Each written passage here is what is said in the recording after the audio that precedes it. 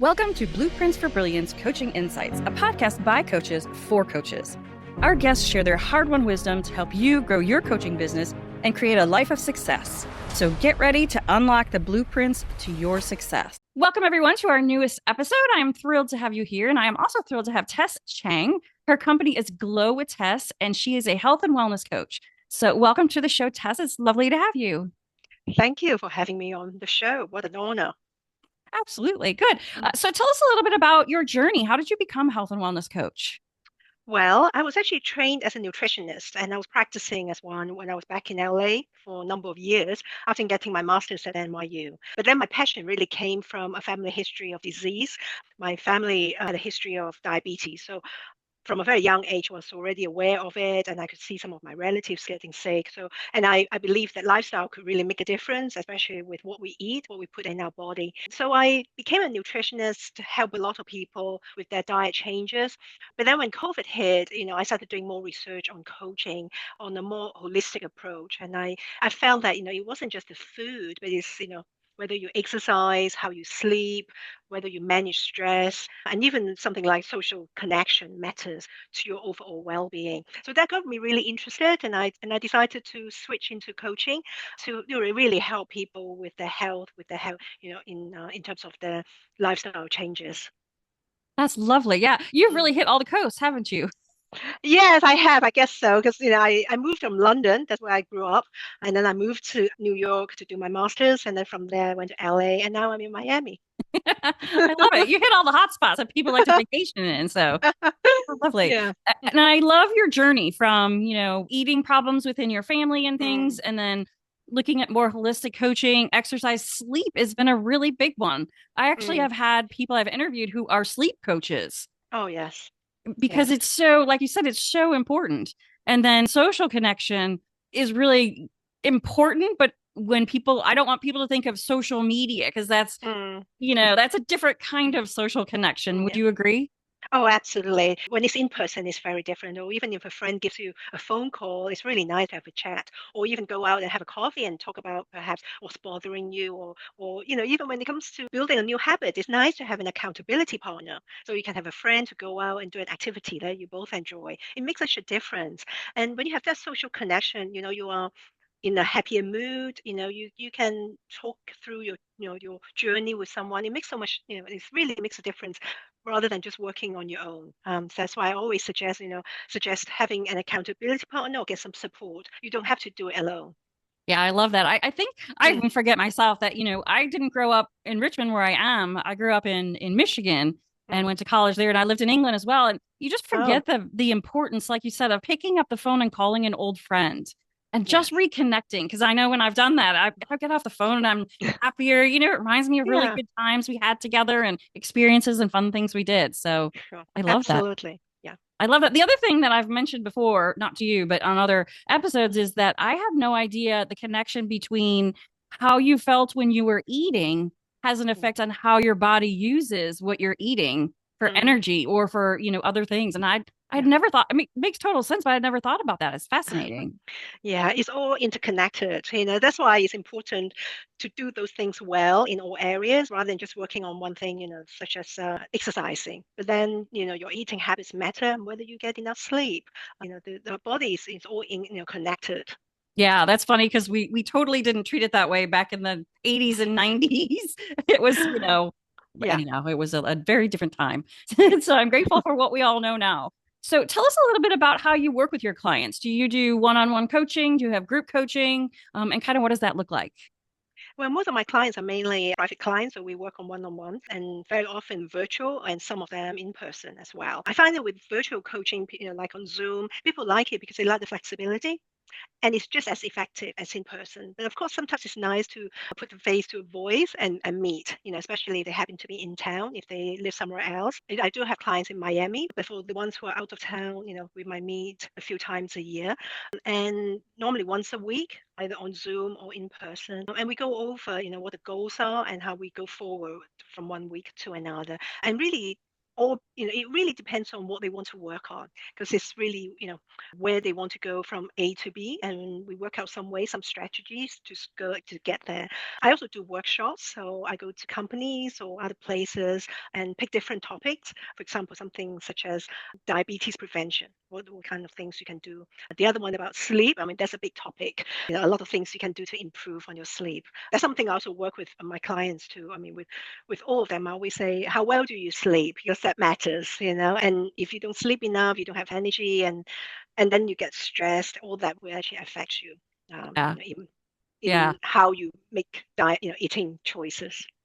Yeah, yeah, because I feel like I know I make worse choices when I'm tired or Yeah. stressed or, Hmm. not feeling good. Then, you want to grab the something Yeah. easy that's munchy and crunchy. And it's not usually vegetables. I will confess. That's right. But the body has a way of telling you, it's tired, so it needs more energy. So the first thing you will think of is perhaps sugar, because that will give you energy.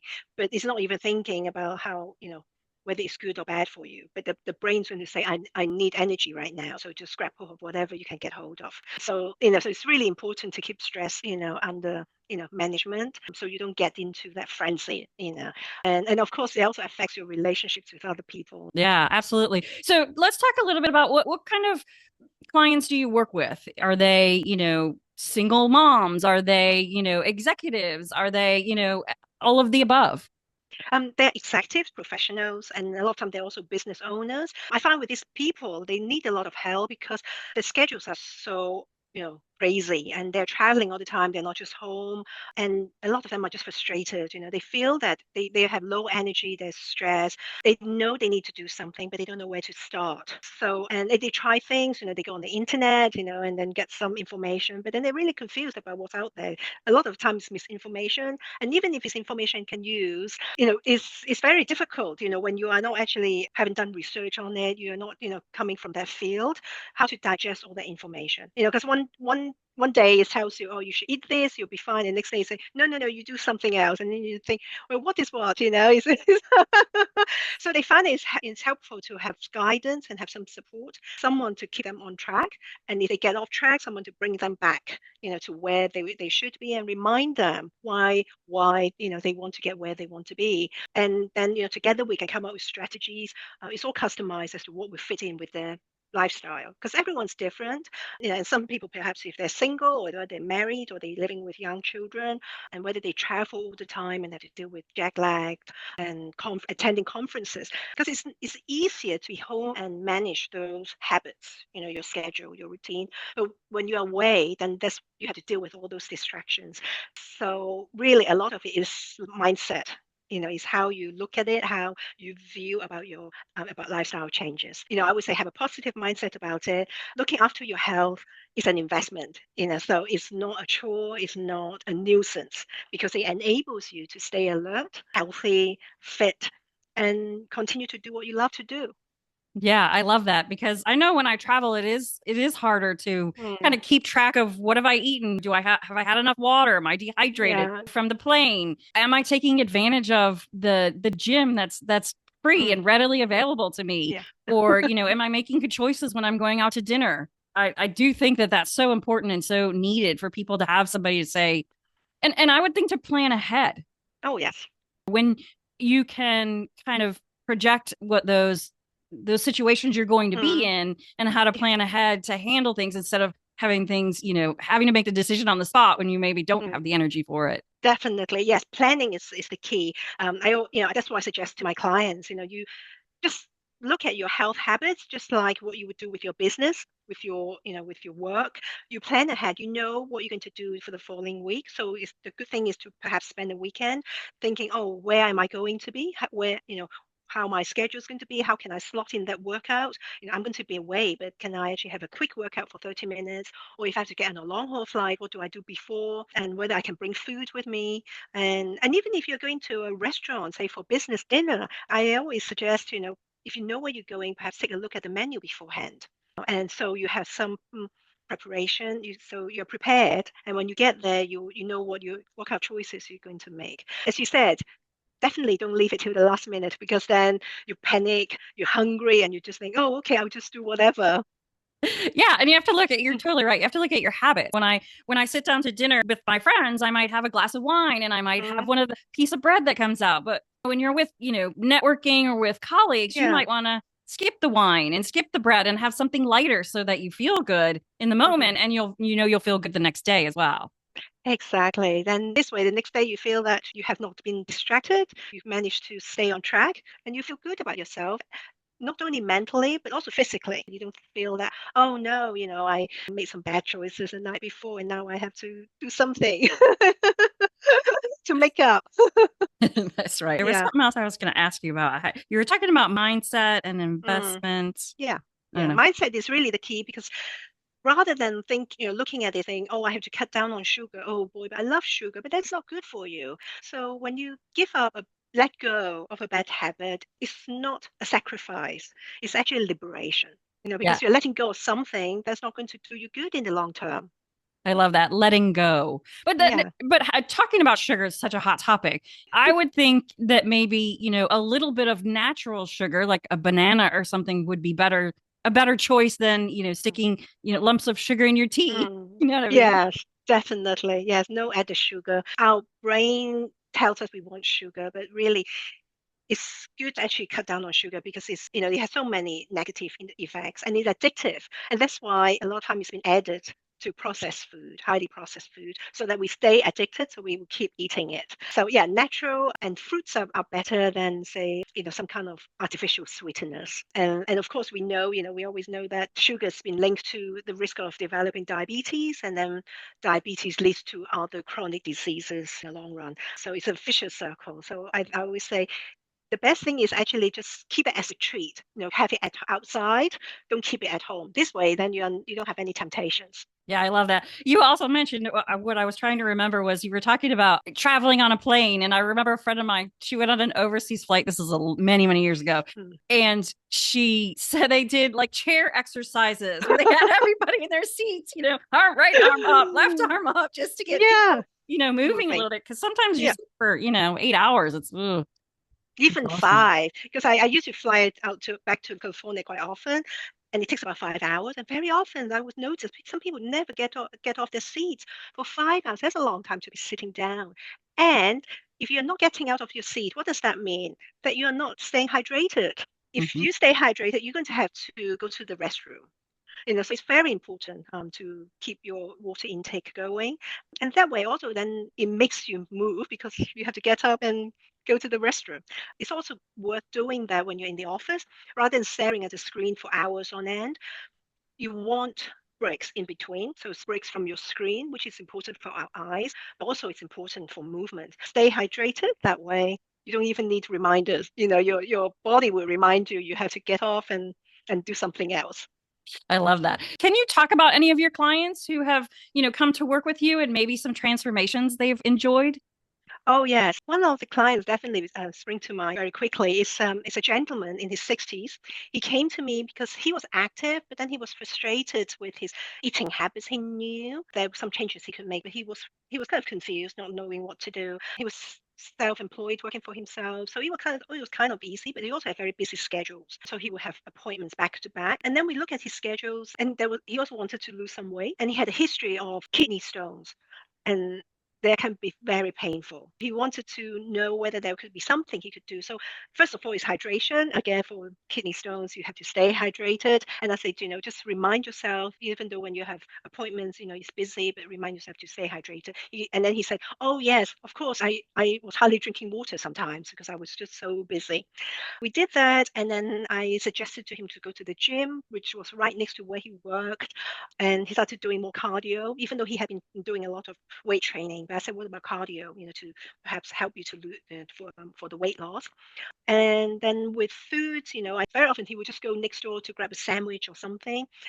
And we talked about it, and then we figured that perhaps he could actually bring food to work.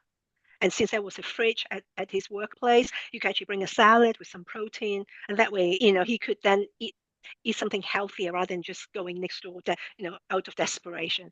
And after those changes, after those things we talked about, he made those changes and he was so happy with it. At the end of the program, he lost the weight he wanted. And That was about a year and a half ago. And to this day, he still hasn't had another episode of kidney stone. So we're both very happy. He actually sent me a picture of him in those old trousers that he used to be able to wear over 10 years ago. He goes, look, they fit me again. Oh, I love that. Yeah, yeah. And to this day, he still goes to the gym a lot. He brings food to work. Those habits have stuck with him because he doesn't want to go back to where he was. So that was definitely a success story. Yeah, that's definitely a success. And I love how you just made small changes because even like the sandwich, Yeah. they're typically like subs and they have, a lot of bread and Mm. in the States, there's a ton of sugar in bread. My husband's English. And so when he Oh, came over here to the States, he was like, everything here has sugar in it. He's like, yeah. the bread has sugar in it. He's like, that's crazy. So, Yes, and yeah. then the processed meats and, Mm, it all yeah. adds up. It seems so innocuous. Oh, it's a sandwich. Yes, everything matters and everything you do has an impact. And sometimes that's why it's so good to work with someone, then you come up with together, you can brainstorm and come up with some ideas. And certain things you just need pointing out, when you eat a lot of bread, then you're not eating a lot of the good things, such as protein. So you're filling yourself up with something that is not going to nourish you. Yeah, it's just going to fill you up. It's not going to give you any energy, right? No, no, not at all. No. And so, all those little, exact as you said, all those little changes make a difference. Yeah, and the accountability is the key though, that he had you to bounce ideas off of, to articulate, his days and Mm, how can I incorporate these better habits into my day, and to you talked about earlier to remember the why. Why are you doing yeah, this? exactly. Yeah, Yeah. definitely. It's very important to know the why when you set up goals. Absolutely. So give us one tip if somebody's saying, "Wow, Tess, she's speaking my language. I want to take at least one step forward." What would you recommend that they do at least to get started? I would say make them small steps. So try one thing at a time and see how that fits in and how you work with it. Don't overwhelm yourself with 4 or 5 changes. Then it will get too overwhelming. So try one thing. If you want to cut down on sugar, don't do it all. Don't go cold turkey. So if you put 2 teaspoons of sugar in your coffee every morning, don't suddenly say none at all, because then your body says, I don't like this. This tastes horrible. And then you forget it and you say, I'm just going back to having 2 teaspoons. But cut down, say, by half a teaspoon each time and gradually. Cut that down to say none if that's your goal. Same as if you want to get more sleep, perhaps go to bed an hour earlier or half an hour earlier. And this way, it's not so overwhelming for your system. Yeah. Um, and as I said, sometimes working on your own is difficult. So get some supports, get some accountability. I love that. I love that. So remind us again who is your ideal client? Who's the perfect person for you to work with? A perfect person would be someone who has a very busy, demanding schedule and who's looking, because of his work, in a senior executive, especially someone who's on the road a lot. And he's motivated. He wants to make changes because he understands the impact of chronic diseases on your long term on longevity. Someone who wants to live for a very long time, but live well at the same time. I love that. And you said him, but you work with women as well, right? Oh, both men and women. With women, I do a lot with, women who actually gone through menopause, and now research is showing that women are actually twice as likely to develop Alzheimer's than men. So brain health is really important, and there's so much you can do for brain health. Really, a lot of things, not just eating, but sleeping, exercise, all those things really matter. Yeah, that's brilliant. So if people are saying, Tess, like I said, you're speaking my language, I think I need to talk to you. What is the best way for them to reach out to you? The best way is to go on my website, Glow with Tess, which is spelled glowwithtess.com. It's just one W. And then you can go on social media as well. You find me on LinkedIn, Facebook, Instagram. Again, the handle is Glow with Tess. Go on my website, take a look at the blog post, fill in the contact form, and this way we can start having a conversation and see how we can support, like how I can support you and work together. I love that. So we'll put links to all of that in the show notes below so that people can just click and reach out to you. So I Thank have you. one last question, and that Yeah. is if you could provide the world one tip to make it a better place, what would that be? Is to make some health changes to add so that you can take charge of your health. I love that. Such great advice. Well, thank you, Tess, for joining me today. You've given us inspiration and motivation. And so hopefully our listeners are going to go out and think about, their health and what they're doing and maybe just one little tweak that they can make today. So thanks for joining me, Tess. Thank you for having me on the show again. Thanks for joining us today on Blueprints for Brilliance Coaching Insights. We hope you're leaving this episode with inspiration to take your coaching business and your life to the next level. If you found value in this episode, we would love it if you would subscribe and share it with someone else who you think might benefit from hearing it. Thanks, and we'll see you in the next episode.